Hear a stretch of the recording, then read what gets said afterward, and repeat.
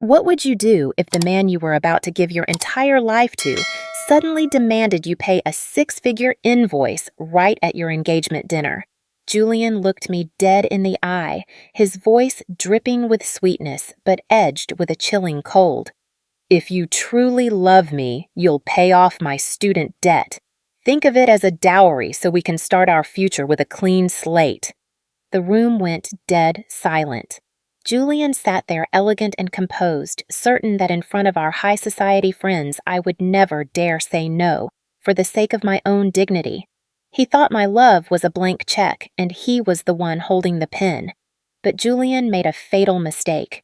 He forgot that I am more than just his fiancé. I am a psychological expert trained to dissect manipulators. I didn't flinch. I simply picked up my wine glass, smiled, and asked Julian one single question about the true secret buried beneath that debt. A question that turned his face ash white and sent his fork clattering to the floor. Julian froze instantly in front of everyone.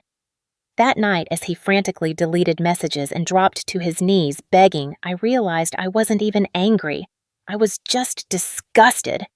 Don't go anywhere because this story is about to show you a masterclass in intellectual revenge.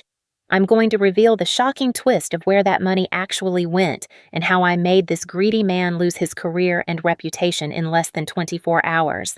This is the ultimate payoff for anyone who has ever been underestimated in love.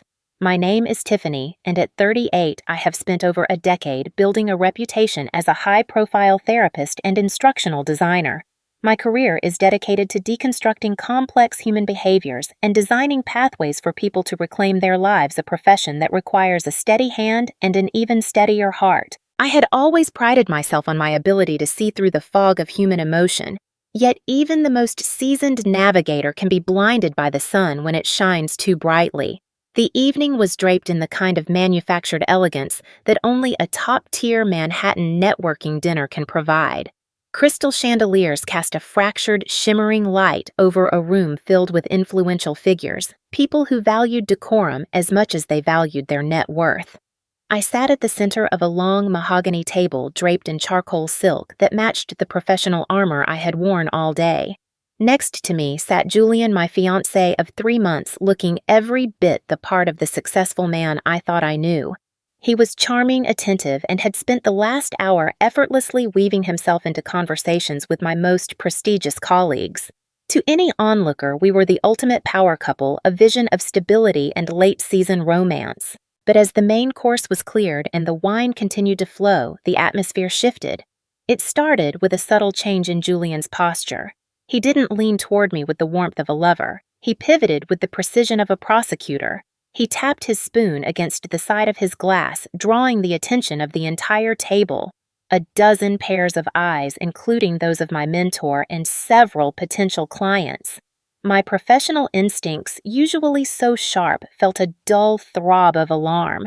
Julian began to speak, his voice carrying that practiced, honeyed resonance that had first drawn me to him. He spoke of our upcoming marriage, of the beauty of merging 2 lives into one, and of the sacred nature of trust. Then the trap snapped shut. With a smile that was sweet but lacked any real warmth, he transitioned into what he called a financial merger. He explained with a chillingly calm delivery that for us to truly enter our marriage on equal footing, he needed me to settle his 6-figure student debt. He didn't frame it as a request for help or a vulnerability he was ashamed of. Instead, he packaged it as a test of my commitment. He used the very vocabulary I used in my therapy sessions: partnerships, shared resources, and mutual sacrifice. He suggested that if I truly loved him, my financial success would naturally become our collective foundation. He was weaponizing the language of intimacy to perform a public shakedown, knowing that as a woman of my standing, I would never risk a scene in a room full of people who looked up to me for emotional guidance. He was using my social status as a cage, betting that my fear of public humiliation would outweigh my sense of self-preservation. As he spoke, I felt a wave of what I now recognize as financial abuse disguised as romantic devotion. This wasn't a conversation about money, it was a bid for total control. He was love-bombing the audience while subtly tightening a noose around my neck.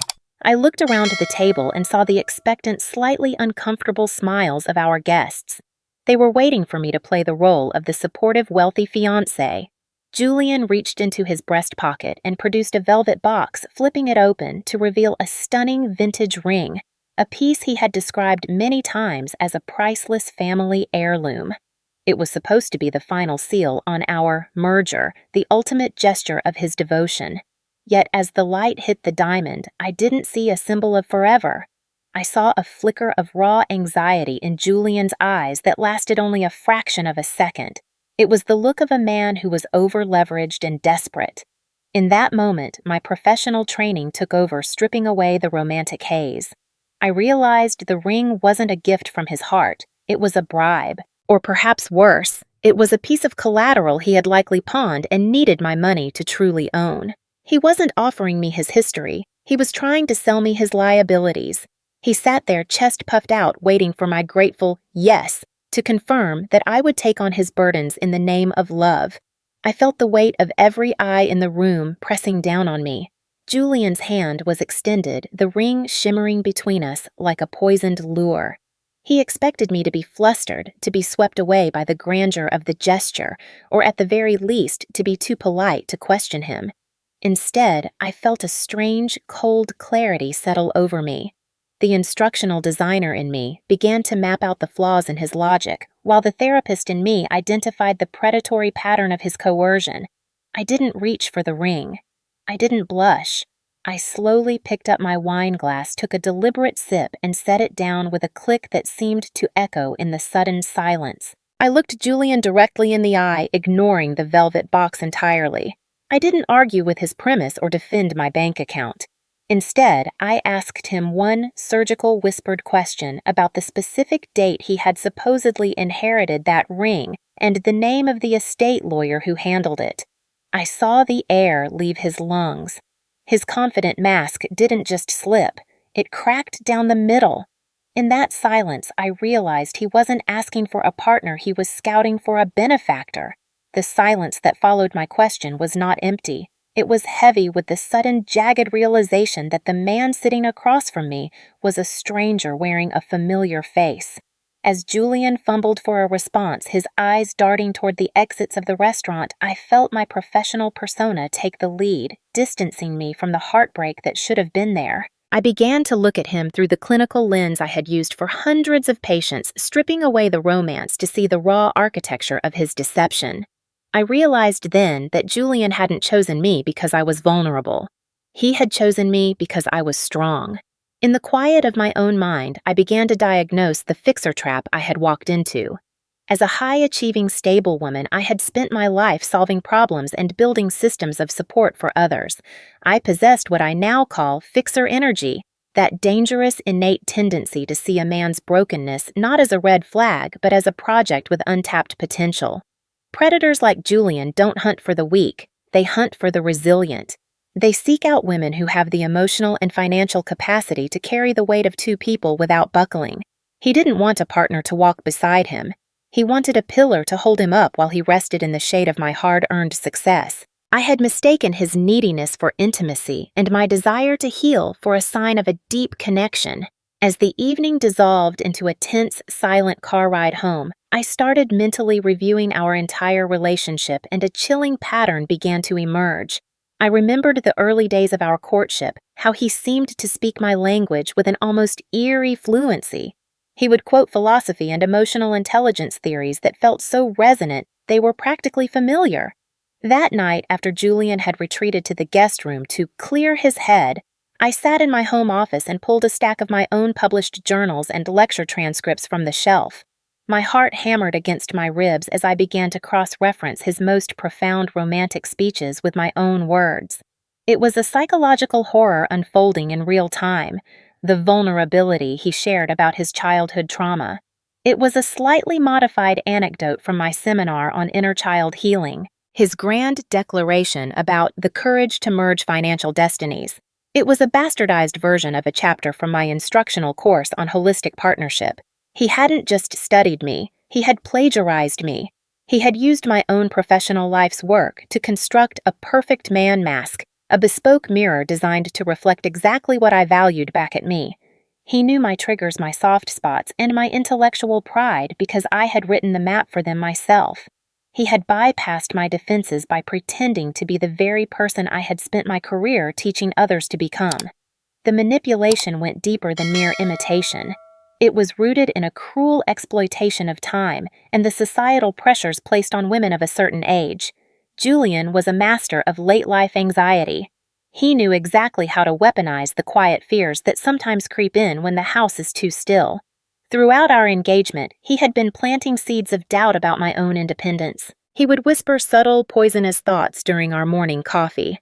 "Starting over is so exhausting at this stage of life, Tiffany." Or, "We're so lucky we found each other now before the world gets too lonely." He wasn't comforting me. He was gaslighting me into believing that my self-sufficiency was actually a form of isolation. He wanted me to believe that he was my last chance at a meaningful chapter, making me feel that my independence was a burden I should be grateful to share with him. He tried to frame his parasitic demands as a protective embrace, suggesting that by taking on his debts, I was securing my own future against the specter of aging alone. It was a calculated move to make me feel small, to make me feel that my value was depreciating and that his presence was the only thing keeping me from social and emotional bankruptcy. I stood in my office, surrounded by the books I had written to empower women, feeling the devastating irony of my situation. I had spent years helping others identify the subtle signs of emotional coercion, yet I had allowed a man to use my own tools to dismantle my boundaries. Julian's student debt wasn't just a financial figure. It was the price tag he had placed on my perceived fear of being alone. He had looked at my career, my bank account, and my age, and he had calculated exactly how much he could take before I would notice the theft. But he had underestimated the very thing he tried to use against me, my mind. He thought that because I was a fixer, I would be too invested in the project of our relationship to let it fail. He thought that by mirroring my values, he had made himself indispensable. He didn't realize that once the mirror is cracked, the illusion is gone forever. I looked at the pages of my manuscript, then at the closed door of the guest room where the man I thought I loved was hiding from the truth I had just uncovered. The betrayal wasn't just personal, it was professional. Every "I love you," he had whispered, was a stolen line from a script I had written to help people find genuine happiness. That's when it hit me I wasn't confused. I was watching my own life's work being used as a script to rob me. In the days that followed that disastrous dinner, my home became a laboratory where I observed the rapid disintegration of Julian's carefully constructed persona. The transition was jarringly clinical. He pivoted between two extremes with a mechanical rhythm that confirmed my worst suspicions. One morning, he would be the consummate romantic, filling the kitchen with the scent of expensive coffee and my favorite lilies, whispering apologies about stress and financial pressure, while trying to pull me into a desperate, clinging embrace. He was love-bombing me with an intensity that felt less like affection and more like a frantic attempt to repair a broken levee. Then, within hours, if I failed to offer the expected reassurance, he would retreat into a frigid, calculated stonewalling. He would move through the house like a ghost, refusing eye contact and emitting a radiating coldness designed to punish me into submission. As a therapist, I recognized the tactic immediately. It was a play for power, an attempt to make me so uncomfortable in my own home that I would do anything to return to the status quo. But I wasn't watching a wounded lover anymore. I was watching a man who was terrified not of losing my heart, but of losing his access to the fortress of my credit score and the effortless stability of my life. He was a squatter, realized he was about to be evicted from a luxury suite, and his desperation was beginning to smell like rot. The evidence transitioned from psychological to tangible on a Tuesday afternoon when Julian was in the shower. His phone, left face up on the marble countertop, vibrated with a persistence that demanded attention. I didn't have to break a passcode. A notification banner flashed across the screen from a name I didn't recognize, but the content was unmistakable. It wasn't a mistress or a secret lover sending heart emojis.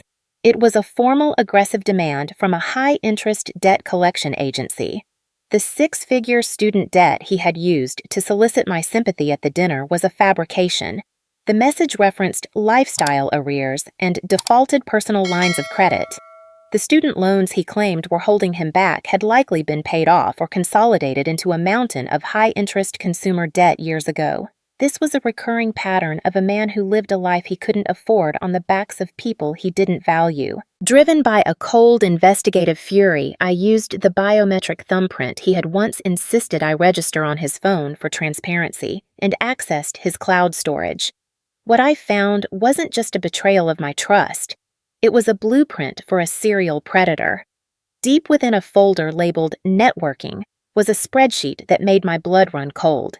It was a list of prospects' names of successful independent women, mostly in their late 30s and 50s, categorized by their estimated net worth, profession, and perceived vulnerability markers, like recent divorces or professional transitions. My name was at the very top, marked with a bold green check mark. I wasn't his fiancé. I was his primary target, his whale, the one he expected to finally bail him out of a lifetime of fraudulent choices. The final piece of the puzzle fell into place when I decided to reach out to one of the names I recognized from his older contact logs, a woman named Elena. When I finally got her on the phone and identified myself as Julian's fiancé, there was a long, harrowing silence on the other end. Then, in a voice that sounded like it had been scraped raw by years of regret, she told me the truth about the ghost from Julian's past. Elena was his ex-wife, and she was calling me from a small, cramped apartment she could barely afford after Julian had systematically drained her retirement accounts and left her with a mountain of co-signed debt that forced her into bankruptcy. She spoke of the same patterns the public pressure, the family heirloom rings that turned out to be fake or stolen, and the way he would move from one stable woman to the next, just as the legal net began to close in around him. She warned me that Julian didn't just leave a trail of broken hearts. He left a trail of financial wreckage that took decades to repair. He didn't just want my money to pay a debt. He needed a legal marriage to act as a shield, a way to transfer his personal liabilities onto my assets so he could disappear behind the protection of communal property laws. Elena's voice trembled as she told me that Julian had narrowly escaped a fraud indictment in his previous state, only because she had refused to testify against him out of a lingering, misplaced sense of loyalty. As I hung up the phone, I stood in my silent office looking out at the city lights and realizing the sheer scale of the cliff I had almost walked off. Julian wasn't just a man with a bad financial history or a manipulative streak. He was a professional parasite who had refined his craft over decades targeting women like me because our success provided the perfect camouflage for his crimes.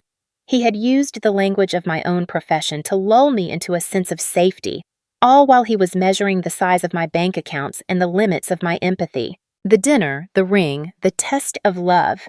It was all a desperate final gambit. He was running out of time, running out of prospects, and running out of lies. The walls were finally closing in on him, and he saw me as the only exit strategy left. I felt a chilling sense of clarity replace the last remnants of my grief. I wasn't just a woman who had been lied to. I was a woman who was being used as a human shield against a prison cell. I looked at the door, hearing the shower stop and Julian's footsteps approaching, and I felt a surge of cold, calculated power. I wasn't his one and only. I was his one last chance to stay out of prison. The moment Julian stepped out of the bathroom, steam curling around his shoulders and that practiced boyish grin returning to his face, I forced my heartbeat to slow. I didn't see a lover. I saw a variable in an equation that I was about to solve. I lowered my gaze, softening my posture to project the image of a woman who had finally been worn down by her own fixer instincts. I told him I had been thinking that perhaps my professional skepticism had clouded my heart and that I was ready to move forward with the wedding and the debt. The transformation in him was instantaneous and revolting. Within 24 hours, the desperate stonewalling ghost was gone, replaced by a man bloated with a new, dangerous level of entitlement. Julian didn't just drop his guard, he dropped his mask entirely. He began to speak of my investment accounts and my property as unutilized resources, lecturing me on how we could leverage my retirement fund to launch his new consultancy. He treated my life's work like a toy he had just inherited, mapping out my financial future with a greedy arrogance that made my skin crawl. He was so convinced of his victory that he stopped pretending to value my autonomy. In his mind, I had already been conquered, and he was simply the new administrator of the Tiffany estate. The true depths of his greed emerged when he presented me with a draft of a prenuptial agreement.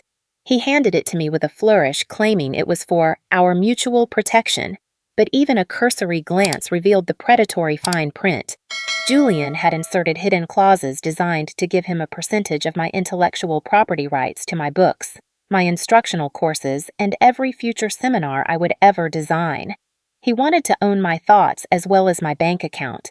Instead of rejecting the document or sparking a confrontation, I took it to an elite attorney who specialized in high-stakes fraud. We didn't fight his clauses, we simply buried him in our own. I added a mandatory asset disclosure affidavit and an integrity clause, which stipulated that any material misrepresentation of past financial liabilities or legal history would render the entire agreement void and trigger a massive, immediate compensatory payout.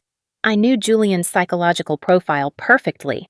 His narcissism would never allow him to admit his crimes on paper, and his greed would make him believe he could lie his way through one more signature. He signed the affidavit with a confident, sprawling script, thinking he was locking me into a contract, when in reality he was signing his own financial death warrant and providing the documented proof of fraud I needed. With the legal trap set, I turned my attention to the social one. I told Julian that since we were starting this new chapter of transparency, we should celebrate with a high-profile engagement and networking party at my penthouse. I encouraged him to invite his most important business associates and anyone he hoped to impress. I watched with clinical detachment as he spent days curating a list of potential new marks, men and women he hoped to bleed dry once he had the prestige of my name behind him. But I was the one who finalized the guest list, under the guise of investor networking. I reached out to the names on that spreadsheet I had found in his cloud, the women he had defrauded, the investors he had lied to, and the ex-wife he thought he had silenced forever. I told them this was an opportunity to recoup their losses, a private gathering where the truth would finally be the guest of honor. I spent thousands on the finest catering and the most expensive vintage wine, creating an atmosphere of such intoxicating success that Julian felt invincible. He moved through the room in his tailored suit, holding court and radiating the smug satisfaction of a man who thought he had finally climbed to the top of the food chain on someone else's ladder. As the night reached its peak, the air in the penthouse was thick with the scent of lilies and expensive perfume. Julian stood near the floor-to-ceiling windows, the city lights of Manhattan glittering behind him like a crown. He was the center of attention, surrounded by people he thought were his future victims, unaware that they were actually his jurors. He didn't notice the way Elena, his ex-wife, stood in the shadows of the hallway, or how the investors he was trying to court were exchanging grim, knowing looks as they clutched the evidence files I had shared with them earlier that afternoon. Julian believed he was the architect of this evening, the master of ceremonies at his own coronation. He walked over to me, slipping an arm around my waist with a possessive squeeze that felt like a shackle, and tapped a silver spoon against his crystal glass to call for a toast. He spoke eloquently about love, about the merger of souls, and about the bright, prosperous future we were about to build together. He looked at me with a gaze that he thought was full of love, but I could see it for what it was, the cold, hard look of a man counting his spoils. I raised my own glass, meeting his eyes with a smile that was finally genuinely serene. I watched him raise a glass to our future, unaware that I had already signed the papers for his past to catch up with him. The sound of the silver spoon clinking against my vintage baccarat crystal was a signal, but not for the announcement Julian expected. As he stood there, chest puffed out in a tailored suit, I had paid for radiating the smug arrogance of a man who believed he had successfully inherited a fortune through marriage. I leaned in and whispered that I had a final engagement gift for him in my study. I led him away from the jazz and the laughter moving through the quiet corridors of my penthouse with a rhythmic, clinical pace. Once the heavy oak door clicked shut, the silence of the room became a vacuum, sucking the performative warmth right out of the air. Julian turned to me, his face flushed with champagne and ego reaching for my waist with a possessive confidence that made my skin crawl. I stepped back, placing a thick, leather-bound folder on the desk between us. My movements were slow and precise, the culmination of weeks of instructional design applied to a human life. I told him to open it. I watched his eyes as he flipped through the pages, the bank records of his lifestyle arrears, the testimonials from Elena and the others, and finally the asset disclosure affidavit he had signed with such arrogant haste.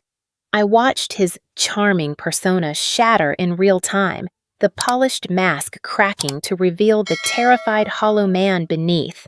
I told him with a voice as cold as a surgeon's that I hadn't been his fiancé for quite some time. I had been his lead investigator, and he was nothing more than a case study in the anatomy of a predator. The transition was fascinating. First came the gaslighting, the reflex of a man who had spent a lifetime convincing women they were the ones who were confused or paranoid. He laughed a jagged, nervous sound and told me that my professional stress was clearly making me delusional. He accused me of being mentally unstable and suggested that I was projecting my patient's traumas onto our beautiful relationship. When I remained a gray rock, unmoved, silent, and staring at him with the detached curiosity of a scientist watching a specimen twitch under a microscope, he pivoted to the victim flip. He dropped to a chair, rubbing his face and sobbing about how he had only lied because he was so desperate to be worthy of a woman like me. He tried to convince me that his fraud was actually a testament to his love, a tragic necessity born from the fear of losing his soulmate. He used every emotional hook in the book, trying to trigger the fixer in me, waiting for me to soften and offer the comfort he had always relied on. But I wasn't there to heal him. I was there to observe the failure of his system. I told him that his greatest fear, the one he spent every waking hour running from, was finally happening. He was being seen. Not for the man he pretended to be, but for the parasite he actually was. When the tears failed to move me, Julian's desperation finally turned to raw, pathetic begging. He promised to sign anything to go to therapy to work for free, anything to keep the merger alive. But I simply looked at my watch and told him our time was up. I opened the study door and led him back toward the gala, but we didn't return to the bar. We walked to the center of the room where the investors and associates he had spent the night grooming were now standing in a tight, grim semicircle. I didn't need to scream or make a scene. I simply raised my hand for silence. I made a brief, elegant speech to the room about the importance of due diligence in both business and love, and how true partnership requires an audit of the soul as much as the bank account. I told the room that I had invited a few special guests who were very eager to settle some outstanding business with Julian. As I spoke, the creditors I had invited, the women and men he had defrauded over the last decade, began to descend on him. They didn't come with anger. They came with legal papers and cold, hard demands for restitution. The social execution was a masterclass in quiet, devastating efficiency. I watched as the friends Julian thought he had made backed away from him as if he were radioactive, their disgust palpable, as they realized they had almost been his next marks. Julian looked around the circle, his eyes wild and searching for an exit, but every door was blocked by a person who knew his real name and his real history. He was losing more than a wife. He was losing his ability to ever operate in this circle again. His reputation, the only currency he truly valued, was being liquidated in front of a live audience. He turned to me, his mouth moving but no sound coming out, realizing that he was now invisible in a room full of people. I didn't wait for the security I had hired to escort him out. I didn't wait to see the look of total defeat as he realized he had no more cards to play. I had designed this exit with the same care I gave my professional curriculum, and the lesson was complete. As I walked out the door, I didn't look back. The sound of his world collapsing was the only music I needed. The cool night air of Manhattan hit my face like a benediction as I stepped out of the lobby, leaving the echoes of Julian's implosion behind me. There was no dramatic pursuit, no final explosive shouting match. Predators like Julian don't thrive in the light of the truth, and once the exposure was complete, he simply began to wither. In the months that followed, I heard whispers of his slow burn through the grapevine of the professional circles he had once haunted. Without the protective canopy of my reputation, or the life raft of my assets, The reality of his choices finally made landfall. The creditors didn't just knock, they dismantled his life piece by piece. I learned he had been forced to take a menial, low-level clerk job in a different city, a place where his charming smiles and expensive suits meant nothing to the IRS or the collection agencies that now monitored his every cent. His greatest punishment wasn't poverty, however. It was irrelevance. He finally realized that the strong, successful woman he had tried to exploit was the only thing that had ever made him feel significant. Without a mark to drain, he was just a man in a fraying shirt, invisible to the world he had once tried so desperately to conquer. He had become a ghost long before he was gone, a cautionary tale whispered in the very rooms where he had once hoped to reign. As for me, the silence of my reclaimed life became the most productive period of my career. I returned to my work as an instructional designer and therapist with a clarity that was almost blinding. I didn't hide from what had happened. I harnessed it. I channeled my experience into a new flagship program titled Financial Boundaries for the Successful Woman, a curriculum designed to help high achievers protect the lives they had spent decades building. I realized through this process that my fixer energy had never been a flaw or a weakness to be purged. It was a powerful generative force that had simply been misdirected toward a man who didn't deserve a second of my labor. I learned to redirect that energy toward myself and toward the community of women who are often too kind for their own good, women who have been taught that love means carrying someone else's backpack until their own spine cracks. My purpose shifted from helping people change to helping them set the boundaries that make change unnecessary. I stopped looking for potential in others and started honoring the reality of my own worth, teaching my clients that a man who sees your success as his resource is not a partner, but a debt you cannot afford to pay. The true definition of my victory didn't come from Julian's downfall, but from a quiet Tuesday evening 6 months later. I sat alone at a small candlelit table in a restaurant that Julian could never again afford to enter. I wore the same charcoal silk I had worn to that first engagement dinner, but this time the weight on my shoulders was gone. I ordered a vintage wine and a meal that I savored with a presence I hadn't felt in years. I reflected on the fact that I hadn't won because Julian had lost his status or his pride. I had won because I had stopped playing the game entirely. I had stopped trying to fix the unfixable and started investing in the only person who was guaranteed to give me a return myself. Looking out at the city lights, I realized that true revenge isn't about the other person's suffering. It's about your own indifference to it. It is the peace that comes from knowing you are no longer a target because you are no longer willing to be a host. The house I go home to now is quiet, but it is a silence filled with possibility rather than dread. There are no hidden spreadsheets, no vibrating phones on the counter, and no whispered manipulations about the loneliness of aging. I am 38, and for the first time in my life, I understand that being alone is a luxury, while being with the wrong person is a tax on the soul. To the women who are listening, those of you who have built empires of your own and feel the pressure to share them with someone who hasn't earned a seat at the table, listen to your intuition. It is the most sophisticated diagnostic tool you possess. You are not responsible for bailing out a man who chose to drown, and you are certainly not required to light yourself on fire just to keep a predator warm. My journey through the velvet handcuffs of Julian's love taught me that the best life is one lived entirely on your own terms, without a bill attached to your heart. If someone ever makes your love feel like a transaction, walk away, because real love never comes with a bill you didn't sign for. If you found strength in Tiffany's journey to reclaim her life and financial freedom, please subscribe to our channel and join our community of empowered women who refuse to let their kindness be exploited. Stories like this remind us that our intuition is our greatest asset, and we want to hear from you. What was the exact moment you realized Tiffany had the upper hand? Have you ever had to set a difficult boundary with someone who viewed your success as their own resource? Your experiences and insights are invaluable, so please share your thoughts in the comments below to help others who might be trapped in a similar pattern. Your voice could be the very thing that helps another woman realize she isn't alone and that it is never too late to walk away. We value your presence here and look forward to your perspective on this masterclass in intellectual revenge.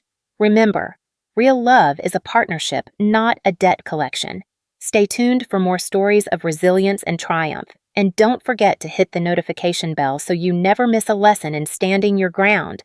If someone ever makes your love feel like a transaction, walk away, because real love never comes with a bill you didn't sign for.